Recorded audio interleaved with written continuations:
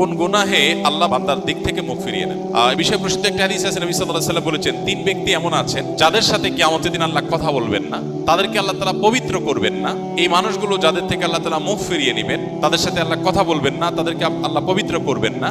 সেই মানুষগুলোর মধ্যে একজন হলেন ওই পুরুষ, যে পুরুষ টাকনুর নিচে পোশাক পরে। পোশাক পরে বলতে যে পোশাক উপরের দিক থেকে যায় সেটা টাকনুর নিচে পরে, প্যান্ট, পাজামা, চাদর, লুঙ্গি, জুব্বা, জামা, এগুলো। মোজা যেটা থাকেই নিচে, নিচ দিক থেকে পরা হয়, ওইটার কথা ভিন্ন। তো এই যে মুসবিল যে ব্যক্তি টাকনুর নিচে প্যান্ট, পাজামা, লুঙ্গি ইত্যাদি পরে, এই ব্যক্তি তার সাথে আল্লাহ কিয়ামতের দিন কথাও বলবেন না এবং তার দিকে আল্লাহ তাকাবেনও না, তাকে আল্লাহ পবিত্রও করবেন না।